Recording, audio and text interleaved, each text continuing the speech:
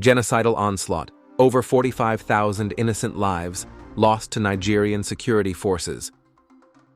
In a revealing report released in 2024 by the International Society for Civil Liberty and Rule of Law, Intersociety, the alarming patterns of extrajudicial violence carried out by Nigerian security agencies, including the Army, Navy, and police, since 2015, have been comprehensively documented. The summary of this investigation highlights a disturbing truth. These security forces, along with paramilitary groups and state-sponsored vigilantes, initiated their aggressive campaign against innocent civilians in the southeast region, subsequently intensifying their operations under the pretense of combating alleged Biafra agitators. The findings are staggering. The report estimates that more than 32,000 civilians have been killed, either through overt executions or forced disappearances, with many thousands more unaccounted for, likely lost to illicit detentions in military facilities across northern Nigeria. Moreover, over 300 Igbo communities have faced destruction, leading to the displacement of approximately 180,000 individuals.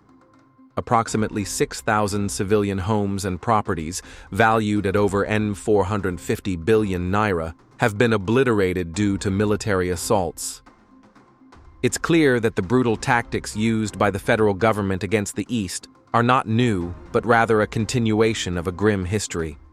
A mass extermination agenda that began in 1970 during the 30-month genocidal conflict instigated by the federal military in response to a desperate bid for self-preservation by the region.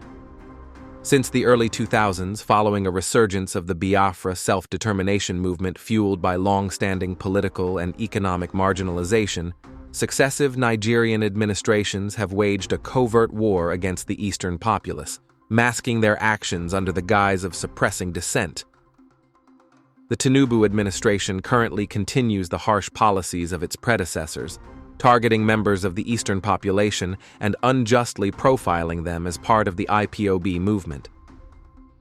Despite the government's misguided attempts to quash the legitimate pursuit of Biafran self-determination through force, the agitation only seems to be gaining more support.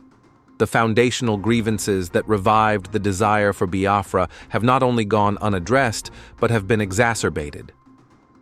With thousands of Igbo and Biafran youths, including IPOB leader Mazi Nnamdi Kanu, unjustly imprisoned and the presence of military forces across the East, along with rampant extortion, the struggle for Biafran self-determination will only continue to strengthen. The right to self-determination is a legitimate and globally recognized principle. Therefore, the resolution of the Biafra issue must come through formal political efforts rather than through hostile actions. The federal government is essentially engaged in a genocidal campaign against a people who have endured nothing but death and suffering since their forced incorporation into the Nigerian state by colonial powers. It is crucial for the international community to urge the Nigerian government to abandon its destructive tactics and adopt more constructive approaches to resolving the Nigeria-Biafra conflict.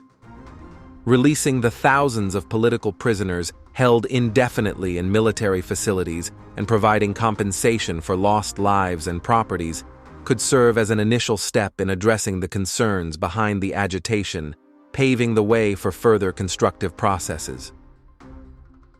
Family Writers Press International.